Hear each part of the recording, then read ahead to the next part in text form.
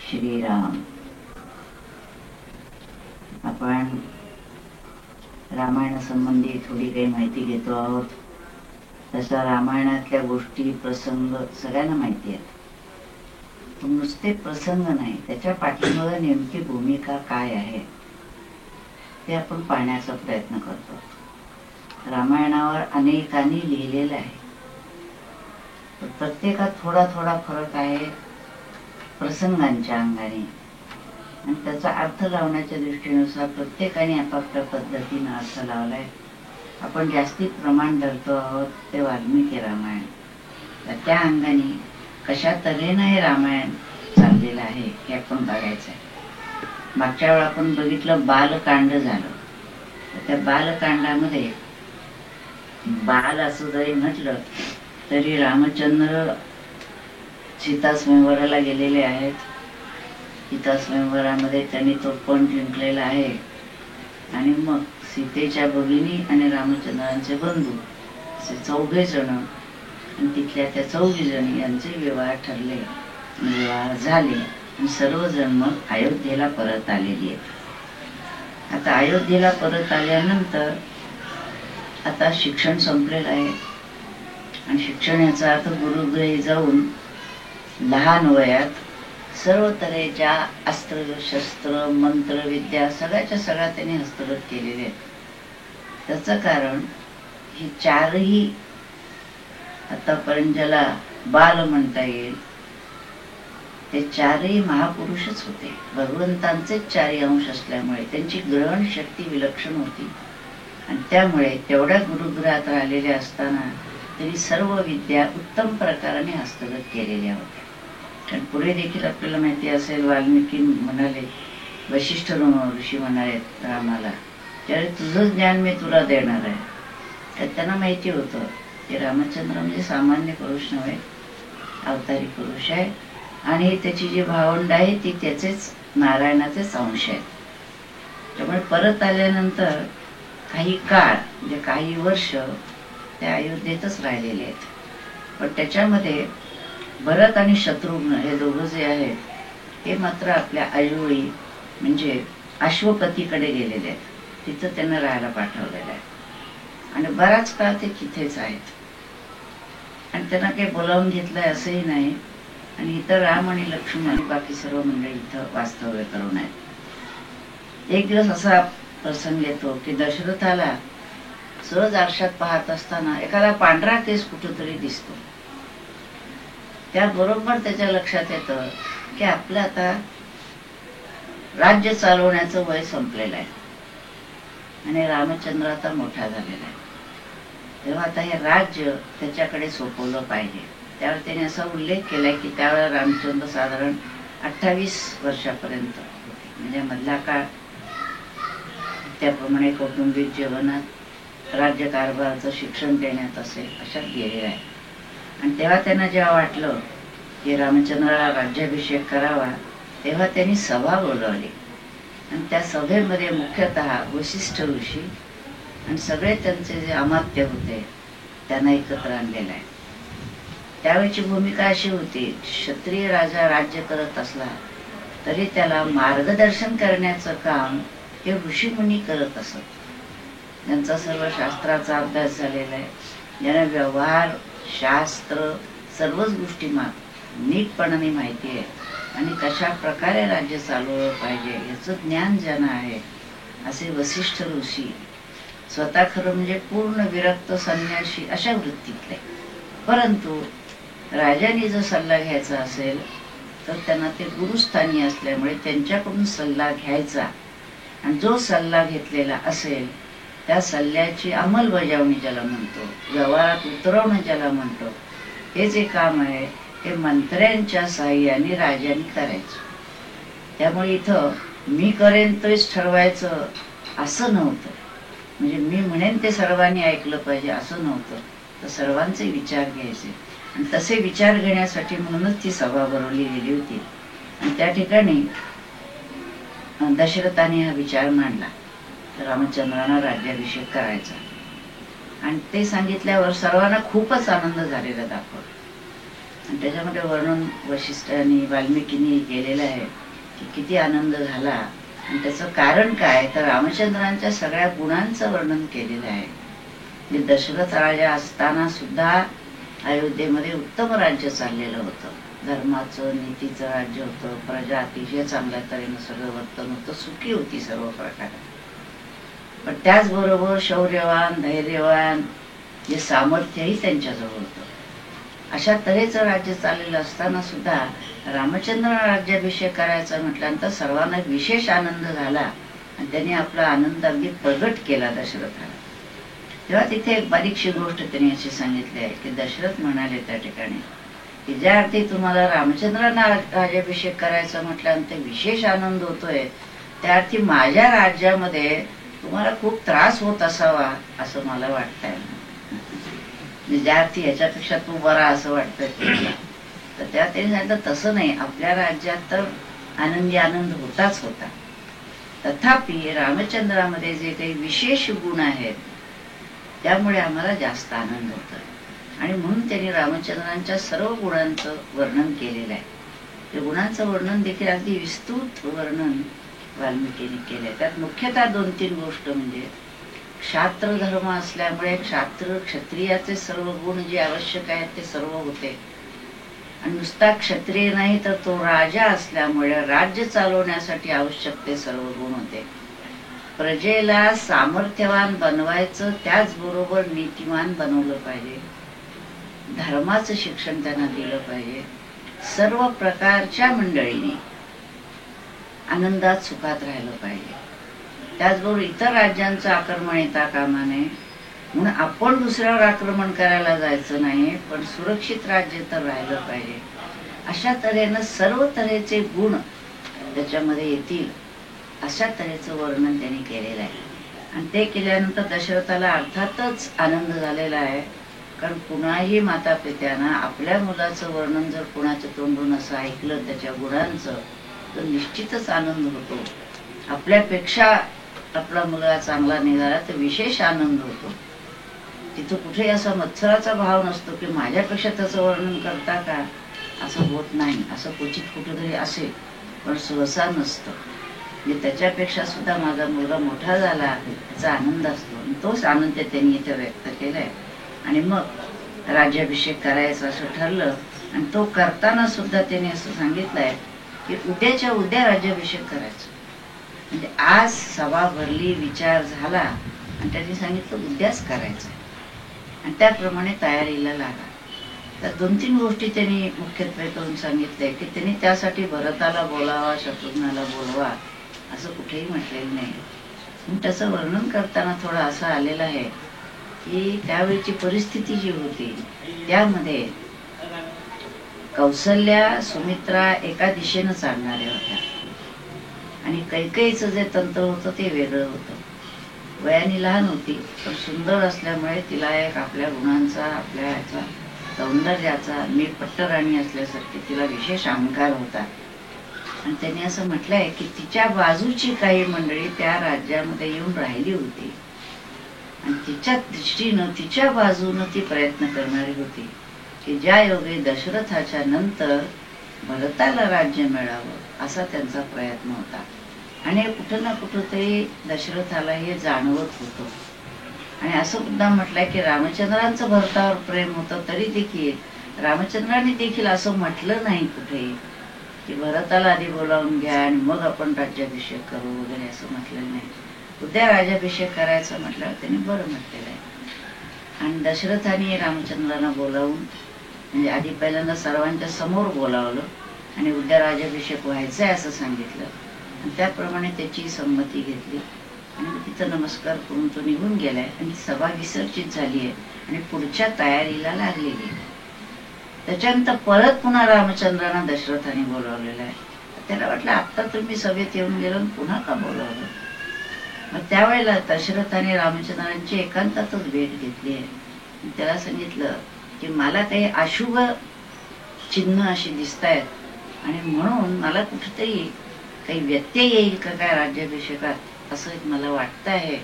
तेव्हा तू सावधपणाने राहा. आज रात्र सगळी सुद्धा सावधपणाने राहा. त्यामुळे वेगळेच सैनिक त्याच्यावरती सुरक्षिततेसाठी ठेवले होते. त्या तऱ्हेनं उद्या सकाळपर्यंत काढ. एकदा राज्याभिषेक झाला की मग एक वेगळं स्वरूप येतं. आत्ता जी काही एक स्थिती आहे पालटण्याची, अशा वेळेला सावधपणाने राहा म्हणून त्याला बोलावून काही उपदेश करून त्याला पाठवून दिलेला आहे. आणि राम तिथून बाहेर पडला आणि तिथून तो मग कौसल्येला भेटायला गेला आईला. ही आनंदाची बातमी तिलाही सांगावी म्हणून. आता तिलाही आनंद झालेला आहे. रामचंद्रांच्याबद्दल सगळ्यांनाच प्रेम आहे. तिला ते कळलं. त्या ठिकाणी सुमित्राही आहे, लक्ष्मणालाही ती गोष्ट कळली. आता सर्वांनाच आनंद झालाय, कारण सर्वांच रामचंद्रांच्यावर प्रेम होतं. काही अपवाद जर सोडले तर बाकी सर्वच प्रजेचं आणि सर्वच कौटुंबिक मंडळींचं रामचंद्रांच्यावर प्रेम होतं. त्याच्यानंतर वशिष्ठ रामचंद्रांना भेटलेले आहे आणि त्यांनी सांगितलंय उद्या आता राज्याभिषेक व्हायचा, तर तू आज रात्र व्रतस्थ राहा, म्हणजे उपवास करायचं सांगितलंय आणि दर्भावर झोपायला सांगितलंय. रामाला आणि सीतेला दोघांनी तुम्ही सांगितलंय तू त्याप्रमाणे व्रतस्थ राहा. म्हणजे कुठलंही एक आपण आपल्याकडे एक पद्धत आहे, काही विशेष सणवार असला की त्या दिवशी उपवास करायचा अर्थ व्रतस्थच राहणं, काही पूजा पाठ करून पुढचा सगळा करायचा, चांगला विधी पवित्र विधी करायचा असेल तर त्या तऱ्हेनं आपण राहायला पाहिजे. मी त्यांनी त्याला सांगितलंय. आणखीन अयोध्येमध्ये मग सगळी गुढ्या तोरणं उभारायला आणि सर्व तऱ्हेचं समारंभाच्या दृष्टीनं सर्व शृंगार साज शृंगार करायला सुरुवात झाली. रातपुत्र होती तरी सुद्धा सगळेजण जागृत आहेत. फक्त कळलेलं नाही ते कैकेयीला, आणि ते सांगितलंही गेलेलं नाहीये. वास्तविक सगळ्यांना कळलं, तिला कळलं नाही कसं, असा एक प्रश्न आहे. पण ते त्यांनी त्या तऱ्हेनंच योजना आखलेली दिसते ती आपल्या महालात आहे, तिला काही कळलेलं नाही. आणि तिथं असं म्हटलेलं आहे त्याने की मंथरा जी आहे ती अशी गच्चीवर गेली आणि सहज तिला लक्षात आलं काय चाललंय सगळीकडे. कळा समार्जन गुढ्या तोरणं, चौकशी केली काय तर रामाला राज्याभिषेक. रामाला राज्याभिषेक म्हटल्यानंतर तिची तळपायाच्या मस्तकाला गेली. म्हणले हे नाही चालायचं, तर तिची पहिल्यापासूनची इच्छा अशीच आहे की रामालाच राज्याभिषेक व्हायला पाहिजे.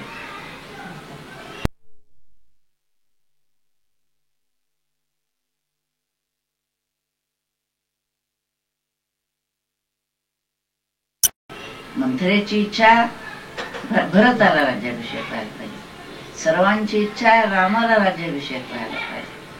आणि असं कुठेतरी एक उल्लेख त्याचा आहे की ज्या वेळेला कैकेयीचं लग्न झालं त्यावेळेला कैकेयीच्या वडिलांनी असं कुठेतरी रामचंद्रांच्या कडून एक हे घेतलं होतं की तिला जो मुलगा होईल त्याला राज्य दिलं जाईल, असं म्हणजे बोलण्यात सुचवलं त्याच्यामध्ये.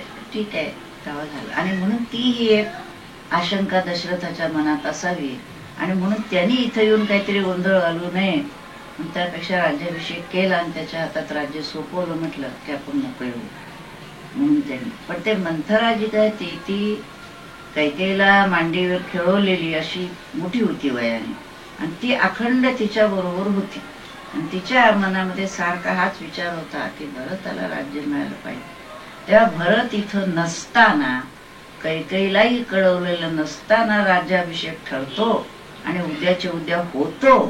हे बघितल्यानंतर तिथं त्यांनी एक असं गोष्ट सांगितली आहे की देवांची इच्छाच अशी होती, हे सगळं जर झालं, रामचंद्र जर राज्याभिषेक झाला आणि ते राज्यावर बसले तर ज्यासाठी हा अवतार घेतलेला आहे ते कामाचं काय पुढे, तो राज्य करत राहील. इथे मुख्य काम त्याचं आहे रावण आणि तत्सम जे असुर आहेत त्यांचा नाश करण्यासाठी अवतार झालेला आहे. अशा वेळेला जर इथंच राज्याभिषेक होऊन राहिला पुढं काम कसं होणार, तर काहीतरी विघ्न आलं पाहिजे. त्यांनी विकल्प असा शब्द एक वापरला आहे याच्या ठिकाणी. आणि एका ठिकाणी त्यांनी म्हटलं की सरस्वतीच त्या ठिकाणी मदतीला आली, कारण संपूर्ण रामायणात असं आहेच मुळे की ते जे वानर आले ते किंवा जी काही मंडळी त्याच्यामध्ये त्याला मदतनीस म्हणायची रामचंद्रांना, त्यांना मदतनीसाची गरज नव्हती, तथापि जे काही दिसत होतं ते सगळे देवदेवताच निरनिराळ्या अंगाने त्यांना मदत करायला आले होते.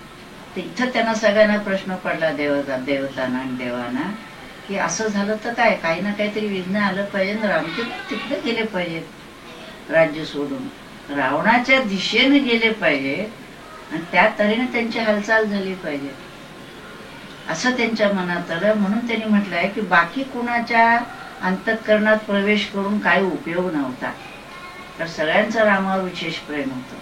कुठेतरी वीक पॉइंट बघायला लागतो.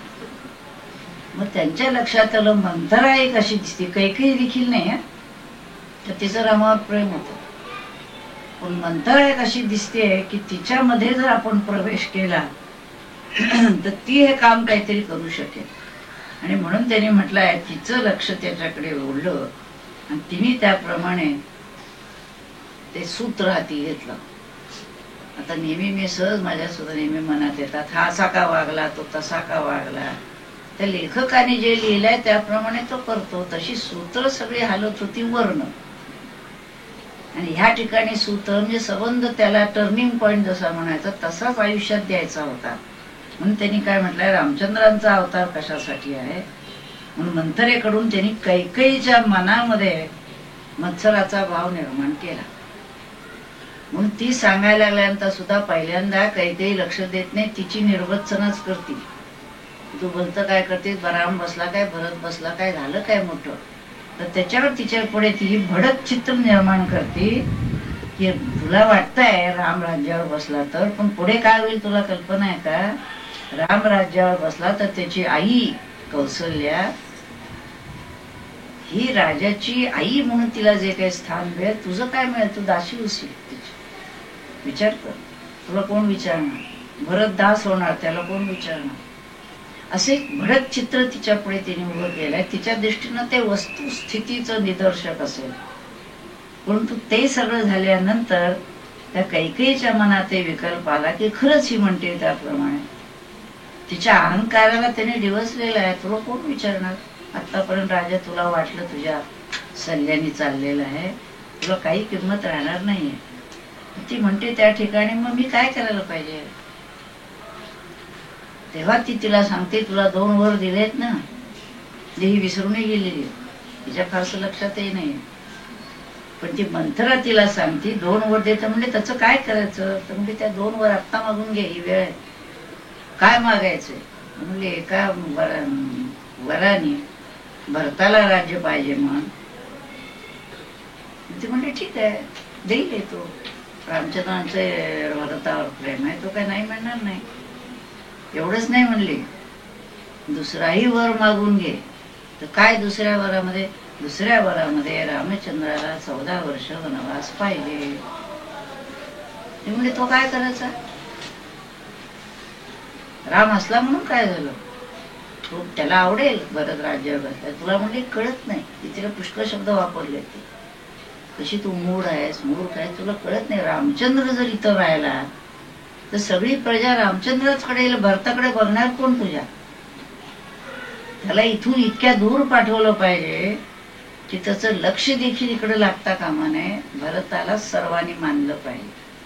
काय कन्व्हिन्स करणं जे आहे किंवा आपली बाजू मांडणं. आता नाही का निवडणुकात मांडतात सगळेजण आपली बाजू, आणि आपली बाजू मांडताना दुसऱ्याची बाजूवर कसा आघात करताय, आपलं मोठं सांगायच्या आधी दुसऱ्यावर आघात, ही पहिली गोष्ट. तो तुम्हाला कसा व्याप करेल तसंच इथेही चाललेलं आहे. त्यामुळे हे 2 वर तू जर मागून घेतलेस तर खऱ्या अर्थाने तू पुन्हा इथं राज्यावर मोठ्या आनंदात राहशील, सुखात राहशील, आणि भरत तुला मानतोच आई म्हणून. असं सर्व तऱ्हेचं सांगितल्यानंतर तिला ते पटलं आणि तिने ठरवलं मग आता काय करायला पाहिजे. म्हणजे तू आता ह्याच्यामध्ये जा, रागाव, सगळं टाकून दे सगळं. ते सगळं तिने काय करायला हवं ते सगळं सांगितलं, डायरेक्शन दिली बरोबर. हे सगळं तू करायचं आहे, बरं म्हणली तर. आणि दशरथ येणार होता काही केलं सांगायला की आता असं आहे, कुठं शेवटी येणार होता, कारण आधी येऊन कुणाच तो काय काय होते ते. म्हणून तो कैकेयीकडे यायला निघाला. त्यांनी विचारलं कुठे आहे, तर म्हणजे ती क्रोधागारात आहे. अशा त्या खोल्या असायच्या वाटतं, तिथं जाऊन रागवायचं. आपल्या घरात इनमी नाही खोली, त्यामुळे रागवलं तरी तिथंच आणि लोभावलं तरी तिथं. त्यामुळे ती तिकडे आहे. त्यामुळे झालं काय एकदम तेवढा मोठा सगळा समारंभ व्हायचा, हे व्हायचं, झालं काय. काय कल्पना नाही बा तिथं आहे. मग तिची समजूत घाला तिथे गेला. तिने सगळे आपले केस विस्कटून टाकून दागिने फेकून घेऊन हे करून अशी ते रागावून बसले गेले. दशरथ त्या ठिकाणी तिची समजूत घालायचं पण काय झालं काय, तुम्ही मला फसवलं आणि तुम्ही मला वरवर नुसतं सांगता पण काही खरं नाही, तुमचं रामावरच प्रेम आहे कौशल्य म्हणजे तुझंही रामावर आहे. हो पण असं नव्हतं वाटलं. दोन गोष्टी की एक मला न सांगता तुम्ही रामाला राज्य देतात पहिली गोष्ट, आणि मलाही कळूच दिलं नाही आतापर्यंत ती दुसरी गोष्ट. त्यामुळे मला मान्यच नाही सगळं. तर तुला काय हवं ते माग, तुला देतो पण तू रागवू नकोस. काय हवं ते माग म्हणताना प्रतिज्ञापूर्वक हो प्रतिज्ञा शपथ कुणाची रामाची. तुम्हाला सर्वात आवडतं मनुष्य कोण आहे, तू आहेस. नाही म्हणले त्यापेक्षा आणखी आवडतं कोण आहे, पण तो राम मला जास्त प्रिय. त्याची शपथ घेऊन सांगा. जर त्याची शपथ तुला त्याला वाटलं काय मागून मागून मागणार काहीतरी मागे ते शपथ त्याच्याकडून घ्यायला लावली आणि मग सांगितलं की हे 2 वर मला पाहिजेत. ते मात्र ऐकल्यानंतर त्यांनी तेच म्हटलं की तुला भरताला राज्य पाहिजे तर मी देतो, पण रामाला वनवास कशासाठी. तर परत तेच तिने सांगितलं की राम वनवासात गेल्याखेरीज इथं काही राज्य भरताला चालवता येणार नाही, तेव्हा तो वनवासात जायलाच पाहिजे. तेव्हा मात्र दशरथाला अगदी म्हणजे 20 कोसळावी तितकं त्याला वाईट वाटलेलं आहे. आणि मग त्यांनी काय करायचा प्रश्न आला. त्यांनी सुमंताकडून कैकेयीनंच रामाला निरोप पाठवला, कारण दशरथाची ती काही ताकद नव्हती. तो असा अगदी घायाळ झालेल्या त्याप्रमाणे पडून राहिला होता. तिने सांगितलं की रामाला निरोप पाठव. रामचंद्रांना कळे नाही की आता सगळ्या व्यवस्थित आहेत, पुन्हा काय कुणास ठाऊक राजाची आज्ञा असेल. पण तो आला तिथे. तरी सुमंतानी म्हटले कैकेयीला की तुम्ही म्हणताय पण अजूनही दशरथ राजाने जो पण मला आज्ञा केली नाही रामाला बोलवून आणायला तो पण मी जात नाही. तुमच्या आज्ञा नाही त्यांची, कारण त्याला लक्षात आलं नाही की ही आज्ञा काहीतरी चमत्कारिक आहे. त्यांची आज्ञा पाहिजे. तर दशरथाने मानेनच सांगितलं बोला. तो रामाला घेऊन येतो. रामाला निरोप जातो. दशरथाची भेट होते. त्यावेळेस सुद्धा राम तिथं आल्यानंतर दशरथाची अवस्था पण त्याला काही कळत नाही. आता राज्याभिषेक व्हायचा, सगळी आनंदात आहे. अशी स्थिती काय झाली, काय झालं, काय तुमच्या दुःखाचं कारण काय. तर ते काही सांगते की तूच त्यांच्या दुःखाचं कारण आहेस. मग मी तर काय केलं, काय करू म्हणजे सांगा त्यांना सुख होईल असं काय म्हणाल तर करायला तयार आहे. तेव्हा तिने जेव्हा हे 2 वर सांगितले की असे असे मी वर मागितलेले पण ते द्यायला तो तयार नाही, तेव्हा त्या ठिकाणी रामचंद्र म्हणाले 1 वर सांगितल्यानंतर भरताला राज्य हो आनंद आहे, तुला वनवासात जायचं हो आनंदाने. तसं कारण तिथं गेलो तर माझे ऋषीमुनींची सेवा माझ्या हातून घडेल. मग त्या ठिकाणी 4 गोष्टी त्यांनी सांगितल्या की जाण्यामध्ये माझी काहीच अडचण नाही आहे, कारण हे मी पाळण्यामध्ये त्यांनी आपलं दिलेलं वचन आहे ते पाळल्यासारखं होईल. तू माताचा आहेस, तुझी इच्छा पूर्ण केल्यासारखं होईल. दुसरी गोष्ट म्हणजे भरताला राज्य हवंय, तो राज्य घेईल, तो आनंदात राहील. आणि मला ऋषी मुनींची सेवा करायची, ती सेवा करायला मला मिळेल, मग मी तयार आहे.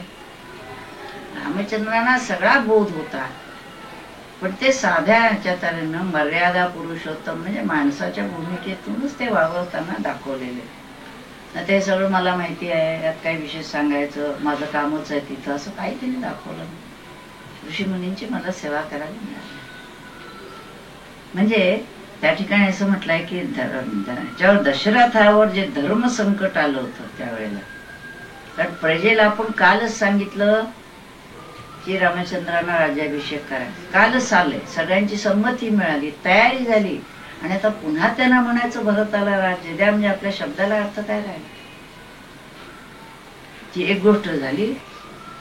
आणि इकडल्या बाजूला नाही म्हणावं, हिला वर दिलेले आहेत त्यांनी नेमके आता मागितले आणि रामाची शपथ घेऊन ते पाळायचं सांगितले, तेव्हा आता आपल्या शब्दाला आपण फिरलो, असं कसं.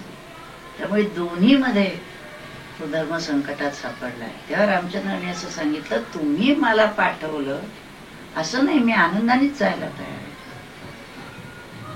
त्यामुळे धर्म, आणि ती म्हणते त्या धर्म संकटातून तूच वाचू शकता. म्हणजे ठीक आहे ना, मी सगळ्या गोष्टीला तयार आहे, आनंदाने तयार आहे, यात कुठेही मला काही अडचण नाही. पण तोपर्यंत ही बातमी थोडी थोडी बाहेर आली. लीव पेपर सुद्धा फुटतात ना, असं काहीतरी वेगळं चाललेलं आहे हे लक्षात येतं. मोठ्या मोठ्या ठिकाणी तर लवकर लक्षात येतं, पण आजूबाजूला बरीच मंडळी असतात, सेवक वर्ग जो असतो ना, त्यांच्याकडून लगेच बातमी जाते. त्यामुळे तिथून रामचंद्र बाहेर पडलेले आहेत, कौशल्येकडे आलेले आहेत. तिथं कौशल्याच्या मालात सुमित्रा आहे, लक्ष्मण आहे, आणि हे सगळं कानावर पडल्यावर लक्ष्मण भयंकर तापत पहिल्यापासून.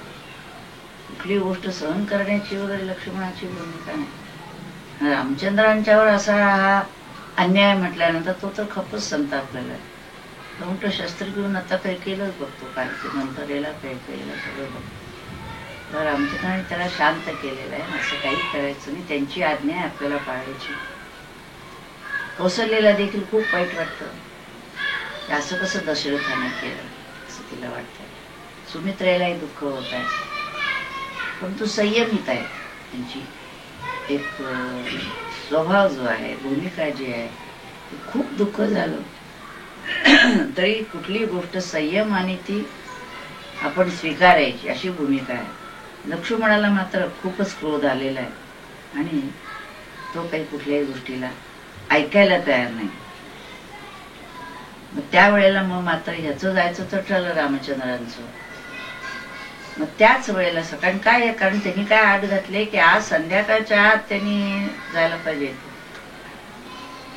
दशरथ एकदा म्हणत होता रात्री राहून वगैरे, तर म्हणे मी आजच्या आज त्यांनी इथून सोडायचं आणि भरताला बोलावून राज्याभिषेक करायचं. पण रामाने आजच वनात जायचं. वनात जायचं मी त्या तऱ्हेनं तर तयारी करायची, रामचंद्राची तयारी होती काही करायला. मग आता ह्या ठिकाणी सीतेची लक्ष्मणाची भूमिका अशी अनुभवलेली आहे. या ठिकाणी की लक्ष्मणाने हट्ट धरलेला आहे की मला तुझ्याबरोबर यायचं आहे. आणि त्यात पुन्हा गंमत अशी आहे की सुमित्राच सांगते लक्ष्मणाला की रामचंद्र गेल्यानंतर तुझं इथं काम काय आहे अयोध्येत. आणि ती सुमित्रेची भूमिका फार वास्तविक. तिचा काय संबंध, लक्ष्मणाचा काय संबंध. ती म्हणायची अरे त्याला सांगितलंय आपण, असं तो म्हटलं असं तुला सांगितलंय का जायला, मग तू इथं राज्यात राहिला, तू कुठं वनात जाणार, त्याला जाऊ दे, त्याचं तो भोगेल, आता आपण काय करणार, त्याचं नशीब, आपण तरी काय करणार. असं कसं आपण त्याला नीट छान पटवून सांगितलं. तर सुमित्रेनं पहिल्यांदाच सांगितलंय जिथं राम तिथं तू, त्याची सावली. आणि म्हणून तिने त्याला उपदेश केलेला आहे. उपदेश सगळं आलेला आहे की ते असतील तेव्हा तू जागृत राहायचं आहे, कंदमुळं फळं खाऊन राहायचं आहे, त्या दोघांचं संरक्षण तू करायचंय. तुझी भूमिका ही आहे, त्यांची सेवा करायची, जे जे काही लागेल ते तिथं सगळं करायचं. तो तर तयारच असतो, कारण भरत आणि शत्रुघ्न हे लांब आहेत पहिल्यापासून, आणि लक्ष्मण अखंड रामाच्या जवळ सावलीसारखा आहे. त्यामुळे तो म्हणतो मी येणारच आहे, नाही तर मी तर प्राणत्याग करेन, मी जाणार नाही. सीतेची भूमिका तीच आहे. सीतेला जेव्हा सांगितलं तर सीतेला म्हणलं अगं तू इथं राहणार, तू कशी काय तिथे येणार, आणि तुला तिथं त्रास होईल पुष्कळ. ती म्हणली नाही, माझ्या आईने मला जे शिकवलंय त्याप्रमाणे, माझ्याच घरचे संस्कार आहेत त्याप्रमाणे तुम्ही तिथे जाल, तुमच्या पाठीमागे मी. आणि वनवासात तुम्ही असल्यानंतर मला काय त्रास होण्याचं कारण नाही. आरे जारेत बोलत नाहीत हल्ली, पूर्वी जर आता आली आरे जारेत नवानीच हाका मारायची, तसं नाही. तुम्ही जिथं जाल तिथं मी, असं ते म्हणते. जेथे राघव तेथे सीता, तसं तुम्ही जिथं असाल तिथं मला कष्ट कसले आले. बरं, माझा मी कुठलाही भार तुमच्यावर पडू देणार नाहीये, मी एवढं तुमची सेवाच करेन. त्या तुम्ही मला परवानगी द्या. आणि प्रत्येकाने हीच घातली की तुम्ही जर नाही म्हणलात तर मी इथं प्राणत्याग करते. आपण कसं म्हणतो, आपण पुष्कळ समजावलं, नाही म्हणाले, मग म्हटलं जाऊ द्या, झालं. त्यांना तरी किती आपण गळ घालायचे सोडून. तिचा दोघांचा एवढा आग्रह बघितल्यानंतर रामचंद्र म्हणजे ठीक आहे. आणि सर्व देवांची हीच अपेक्षा होती, नुसते रामचंद्र जाऊन काही सगळं पुढं घडायला हवं होतं ना. ते घडायचं असेल तर त्याप्रमाणे सगळे मी म्हटलं नाही का केव्हा कोणाची एंट्री, त्यांनी काय बोलायचं काय नाही सगळं ठरलेलं जर आहे, तर एखादा जर म्हणाला आहे त्यावेळेला मी नाही आता जाणार ते रंगभूमीवर, तर नाही चालणार, जायचंच आहे त्यांनी. त्यामुळे त्या दोघींचं त्याप्रमाणे तयारी झाली. आणि मग आता जाणार तर असं कसं जाणार या राजवेशामध्ये, म्हणलं वल्कल काही म्हणजे तयारच आहेत, वल्कल तयार लगेच समोर आणून दिले. सीतेलाही सांगितलं, तिलाही अंगावर कधी सवय नाही, कडक अशी ती सवय असतं, तिलाही सांगितली बघ तुझ्यासाठी वल्कल आणलेली तयार. ते बघितल्यानंतर मात्र वसिष्ठांना राग आलेला. ते म्हणते नाही, ती राजघराण्यातली सून आहे, ती अशी जाणार नाही वल्कलने सून, ती जशी इथं राहती तशीच तिथं जाईल. म्हणून तिला त्यांनी सगळे आभूषण अलंकार असे सर्व घालून दिलेले आहे. ते का दिलेत, वास्तविक रानामध्ये आपण आता इथं सुद्धा आपल्या साखळ्या ओढतायत, तर रानामध्ये म्हणजे तर कठीणच आहे का नाही, पण त्या दागिन्यांचा उल्लेख पुढे आलेला आहे. पण तिला जेव्हा पळवली त्यावेळेला म्हणजे सगळ्या गोष्टी कशा सूत्रबद्ध त्याच्यात सांगितल्या त्याप्रमाणे. बरं वसिष्ठांनी सांगितल्यामुळे मग कोणाला काही बोलता येत नाही, त्यामुळे ह्यांनी वल्कल घेतलेली आहे, पण तिच्या अंगावरती ते सर्व आभूषणासकट ती जायला पाहिजे असं त्यांनी सांगितलं. आता इथपर्यंत तयारी झाली, सर्वांनी आता जायची तयारी करायला लागले. मग सीता म्हणजे जायच्या आधी आता सगळं दान करायचं, तिच्याजवळ जे जे काय होतं ते सगळं तिने आजूबाजूच्यांना वाटून दिलेलं आहे. लक्ष्मणाने आता उर्मिलेची परवानगी घ्यायची, पण उर्मिलेनं मात्र हट्ट धरलेला दिसत नाही. त्याचं कारण लक्ष्मण तिथं सेवा करायला आणि त्यांचं संरक्षण करायला जाणार, तिथं हिला कुठे सांभाळ. त्यामुळे त्यांनी तिची समजूत घातलेली आहे. तर तिने सांगितलं जसं तुम्ही म्हणाल त्याप्रमाणे, आणि त्यामुळे उर्मिलेच्या मनाची तयारी केली. कौसल्या जेव्हा म्हणालेली की मी तुझ्या बरोबर येणार, कौसल्याने हट्ट धरलेला आहे, तेव्हा त्यांनी तिला सांगितलंय तुझं काम आहे पतिव्रता धर्म पाळायचा, दशरथाला माझ्याशिवाय राहणं अशक्य होईल, अशा वेळात तू इथं राहा आणि त्याला सांभाळ. त्याला माहिती होतं की ही जर आपल्याबरोबर आली तर ती कैकेयीच्या ताब्यात वडील म्हणजे काय. त्यांनी कैकेयीला काही निर्वत्सना केली नाही, त्यांनी कुठलाही वाईट शब्द वापरलेला नाही. तथापि कौशल्याला सांगितलंय तू इथंच राहायचं आहेस आणि तू दशरथाची सेवा करणं हेच तुझं काम आहे आणि हेच तू कर. जे सीतेला जसं सांगितलं की जिथं राम जाणार तिथं मी जाणार, तसं दशरथ जिथं आहे इथं तू राहायचं, तुझं काम हे आहे तिचं काम ते आहे. त्यामुळे प्रत्येकाला समजावणं जे आहे ते अतिशय मुळातूनच वाचण्याजोग आहे. ते सगळं आता इथं सांगणं अवघड आहे. पण मला सुद्धा खरं वाटतं की ते जे आहेत ना त्याच्यातले संवाद खरोखरच लोकांपुढे यायला पाहिजे. ज्या पद्धतीनं आता कुटुंबातलं काय चाललेलं आहे, एकत्र का विभक्त का काय आहे, त्याच्यामध्ये प्रत्येकाची भूमिका जर नीट लक्षात घेतली तर कशा पद्धतीनं एकमेकावरती प्रेम आहे, त्यागाची भूमिका आहे, सेवेची भूमिका आहे, कर्तव्याची जाणीव करून देणं आहे, हे विलक्षण आहे. त्याच्यामध्ये सगळीच्या सगळी मंडळी त्याच्यामध्ये तशी आहे. आता हे सगळं सांगितल्यानंतर दशरथ घायाळ झालाय. त्यांनी सांगितलं तो काय बोलण्याच्या मनस्थितीतच नाहीये. तथापि सर्व कपडे बदलून वगैरे पुन्हा शेवटचा निरोप घ्यायला म्हणून आता यायचा इथे. जाण्यापूर्वी त्यांनी दानधर्म केलेला आहे, अनेकांना काय काय द्यायचं ते दिलंय आणि सगळं करून आता लवकर राज्य सोडून निघायचं आहे. तर रामचंद्राने सांगितलं वनात जायचं आहे, पायीच जायचं. दशरथाने सांगितलं सुमंताला नाही, त्याला रथ द्या. ठीक आहे, तेवढ्याने त्यांना बरं वाटतंय ना रथातून. तर त्याला माहिती होतं, कारण सगळ्या अयोध्येने सांगितलं की रामचंद्र जर वनवासात जाणार असते तर आम्हाला देखील अयोध्येत राहायचं नाहीये. जिकडे रामचंद्र जाणार तिथं आम्ही सगळ्यांनी तयारी केली अयोध्यावासियांनी की त्याच्या पाठोपाठ आपण. अगदी वृद्ध देखील त्यांनी म्हटलंय, स्त्रिया आहेत, पुरुष आहेत, तिथं काम करणारी मंडळी आहेत, सगळी राज्य कारभारात भाग घेणारी सगळी मंडळी आहेत, सुमंतांपासून सगळी मंडळी अशी आहेत की ती म्हणजे जिथं राम जाणार तिच्या पाठीमागे जाणार. त्यांनाही कल्पना होती की दशरथाची स्थिती फार विलक्षण झाली असणार, तोही रामाशिवाय राहणं अवघड आहे. आणि अशा आणि त्याच्यामध्ये थोडासा पण दशरथाबद्दल एक गैरसमज लोकांच्यात होता की असं ऐकलं कसं त्यांनी सांगायचं.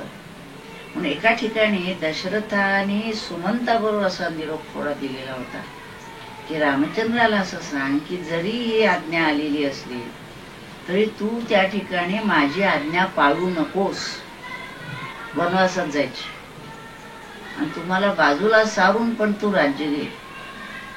तर त्याची माझी मनोमन इच्छा आहे. पण म्हणता येईल की मी राज्य त्याला दिलेलं नव्हतं, तरी मला बाजूला सारून एक वेळ तुरुंगात टाकलं तरी मला चालेल, पण तू राज्य कर, ही त्याची मनोभूमी. सुमंतांनी त्याला हे केलं. परंतु रामचंद्र पुढचं सगळं माहिती असल्यामुळे त्यांनी त्या तऱ्हेनं कुठेही ती भूमिका घेतली नाहीये. आणि आपण जायचं म्हणून तो दशरथाची तिथे भेट घ्यायला म्हणून येतो आणि दशरथाला सर्व नमस्कार करून जायला निघतात. कैकेयी अजून त्याच तोऱ्यात उभी आहे. त्यांनी किती वेळा जरी सांगितलं की रामा वाचून मी जगणं शक्य नाही आणि माझा प्राण जाणार, तरी तिने भूमिका पक्की, कारण ही पाठीमधून आहे ना उभी करेल, प्रॉम्प्टिंग करायला. तिने पुन्हा पुन्हा तिच्याकडे सांगितलं असणार, लांबन नजरेने सांगितलं असणार, तू तुझं सोडू नकोस, तू पक्क धरून ठेव, नाही तर तू विरगळशी आणि माहिती वेळा पंचायत होईल. म्हणून सगळ्यांना पाठीमधून राहणारी मंडळी असतात ना तिथं, तुम्ही तिथं कच खाऊन उपयोगी नाही, करायला पाहिजे सगळं, असं त्यांनी केलेलं आहे. आणि म्हणून त्या ठिकाणी मग रथातून सुमंत त्याला घेऊन चाललेला आहे. आणि ते चालले असताना पाठीमागून मंडळी येतात. तर रामचंद्र म्हणतात, दशरथी वर जाऊन त्याला नेमतेम निरोप देतो आहे, काय बोलण्याच्या स्थितीतच तो नाही आहे, सगळे व्याकुळलेले आहेत. आणि तो कौसल्या आणि सुमित्रा या दोघींच्या बरोबर येऊन त्याला इथूनच बघतो आहे. रामचंद्रही पाठीमागे बघून बघतायत, पण ते म्हणतात सुमंता लवकर रथ चालव, जास्त वेळ इथं थांबलो न जाणं मनात पालट होईल तेव्हा चल. पुढे गेल्यानंतर पुन्हा म्हणतो त्याला सावकाश चल, कारण वृद्ध मंडळी देखील माझ्या बरोबर येत आहेत, तरी येऊ नका म्हटलं तर ते ऐकत नाही आहेत, तर त्यांचं मन मोडायला नको, काही अंतर तरी ती माझ्या बरोबर येत आहेत, ते येऊन देत. आणि म्हणून ते दृष्टीआड झाल्यानंतर काही काळ ते तसे जात आहेत तिथे. आणि ह्याला आशा अजून होती की सुमंताला सांगितलं तो बघ अजूनही त्याचं मन वळव, आणि तो जर परत फिरला तर बघ. सुमंत म्हणला मी प्रयत्न करतो त्या तऱ्हेनं. म्हणून ते गेलेले आहेत. आणि पुढे अरण्य म्हणजे काही हा भाग संपल्यानंतर त्यांनी सांगितलंय गुह म्हणून जो आहे तिथं अरण्यामधला, त्याच्याकडे त्याची राहण्याची व्यवस्था त्यांनी केलेली आहे. आणि त्या ठिकाणची रात्र, अयोध्येची सगळी प्रजा, रामचंद्र, ते सगळे तिथे त्या गुहाच्या तिथे त्यांनी व्यवस्था म्हणजे काय तेच घालून, ते काय आता अरण्यवास म्हटल्यानंतर गादीवर रोपायचं नाही की इथं माझी कॉटची व्यवस्था केली का, अमकं केलं का, असं नाही. तिथं ते हंतरून गवताचं हंतरून अशी त्याची ती शय्या निर्माण केलेली आहे आणि तिथं तो राहिलेला आहे. आता प्रश्न असा की इथून पुढे आपल्याला जायचं आहे. आता इथून जाताना या प्रजेला चुकवायचं कसं, हा मोठा प्रश्न आहे. म्हणून तिथं मुद्दाम सांगितलेलं आहे की सगळी प्रजा निद्रिस्त असतानाच रामचंद्र भल्या पहाटे म्हणण्यापेक्षा अर्ध्या रात्रीच म्हणायचं, थोडा वेळ उठलेले आहेत आणि सर्वांना चुकून सर्व झोपलेले असतानाच तो त्या रथातून सुमंताला घेऊन ते गंगेच्या पलीकडे जाऊन गंगा पार त्यांनी केली आहे. म्हणजे आता सगळ्या लोकांना येणं शक्य नाही.